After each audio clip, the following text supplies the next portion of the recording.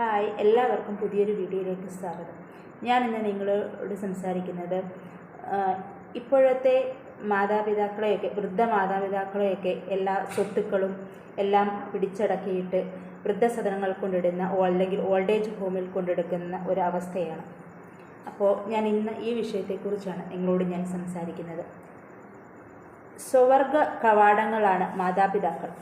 ജന്മം മുഴുവൻ മക്കൾക്കായി ത്യജിച്ച് ജീവിതത്തിൻ്റെ വസന്തങ്ങളെ കുഞ്ഞുങ്ങൾക്കായി ബലി കഴിച്ചവരാണ് അവർ. ഒരു മനുഷ്യൻ്റെ ജീവിതത്തിലെ ഏറ്റവും വലിയ ഉത്തരവാദിത്വം സ്വന്തം മാതാപിതാക്കളെ സ്നേഹിക്കലും ബഹുമാനിക്കലും വാർദ്ധക്യകാലത്ത് അവരെ പരിപാലിക്കലുമാണ്, അല്ലേ?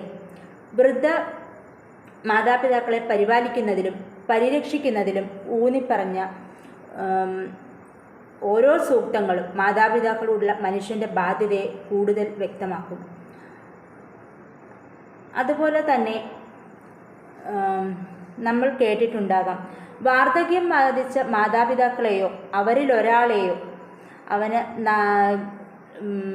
ലഭിച്ചിട്ടും സ്വർഗം നേടാൻ കഴിയാത്തവന് അവന് നാശം മാത്രമേ ഉണ്ടാകുകയുള്ളൂ. വൃദ്ധ മാതാപിതാക്കളോട് കരുണയോടെയും സ്നേഹത്തോടെയും പെരുമാറണമെന്നാണ് എല്ലാവരും പറയാറുള്ളത്. മാതാപിതാക്കൾക്ക് ഉപകാരം ചെയ്യണമെന്നും നിന്റെ രക്ഷിതാവ് പറയുന്നു. അവരിൽ ഒരാളോ അല്ലെങ്കിൽ 2 പേര് തന്നെയോ നിന്റെ അടുത്ത് വാർദ്ധക്യം പ്രാപ്തമാവുമ്പോൾ എന്ന് പോലും നീ അവരോട് പറയരുത്. അവരെ ആട്ടി അകറ്റരുത്. അതുപോലെ തന്നെ നമ്മൾ അവരെ സ്നേഹിക്കുക. മാതാവിന് അല്ലെങ്കിൽ പിതാവിന് കുഞ്ഞിനോടുള്ള സ്നേഹം അനിർവചനീയമാണ്, അല്ലേ? ഒരിക്കലും തിരിച്ചു ലഭിക്കാതെ തലമുറകളിൽ നിന്ന് തലമുറകളിലേക്ക് ഒഴുകിക്കൊണ്ടിരിക്കുന്ന ഒരു പ്രവാഹമാണത്.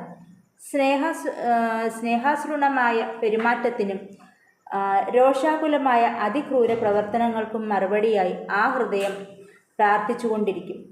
എൻ്റെ മകൻ അല്ലെങ്കിൽ മകൾക്ക് നീ നല്ലത് വരുത്തണമേ എന്നേ അവർ അല്ലെങ്കിൽ നമ്മുടെ മാതാപിതാക്കൾ എപ്പോഴും പറയാറുള്ളൂ. എന്തുകൊണ്ട് വൃദ്ധസദനങ്ങൾ ആവശ്യമാണ്? അല്ലെങ്കിൽ വയസ്സാവുന്ന മലയാളികൾക്കൊരു വഴികാട്ടിയാണോ വൃദ്ധസദനങ്ങൾ? വൃദ്ധസദനങ്ങൾ എന്ന് കേട്ടാൽ മലയാളിക്ക് ഭീതിയും വെറുപ്പുമാണിപ്പോൾ. അവ വാർദ്ധക്യത്തിൽ ഉപേക്ഷിക്കപ്പെടുന്നവരുടെ താവളമാണെന്ന മനോഭാവം മലയാളികളെ ഇപ്പോഴും ചൂഴ്ന്നു തിന്നുന്നു. ഈ മനോഭാവം വൃദ്ധസദനങ്ങളെ സാമൂഹ്യ സൗഹാർദ്ദമുള്ളവരാക്കി മാറ്റുന്നതിൽ തടസ്സമാണ്. നമ്മൾ മാതാപിതാക്കളാകുന്നതുവരെ നാം അവരുടെ സ്നേഹം തിരിച്ചറിയില്ല. അമേരിക്കയിലെ സാമൂഹ്യ പരിഷ്കർത്താവും പുരോഹിതനുമായ ഹെൻറി വാർഡ് ബീച്ചയുടെ വാക്കുകളാണിത്. ഈ വാക്കുകൾ അർത്ഥവത്താണെന്ന കാര്യത്തിൽ സംശയമില്ല.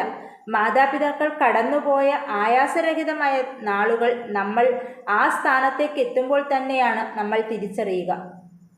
എന്നാൽ ഇത്തരം വൈകാരികതയോടുള്ള പ്രതികരണമെന്ന രീതിയിൽ മാത്രമാണോ നാം മാതാപിതാക്കളോടുള്ള കടമകൾ നിറവേറ്റേണ്ടത്?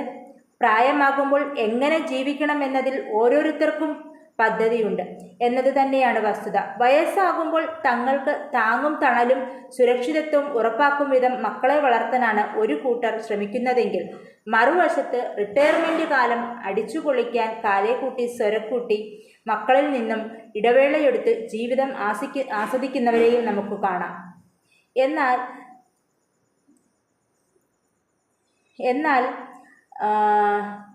ഈ വിശ്വാസത്തെ മക്കൾ കാറ്റിൽ പറത്തുന്നതാണ് കാണാൻ കഴിയുക.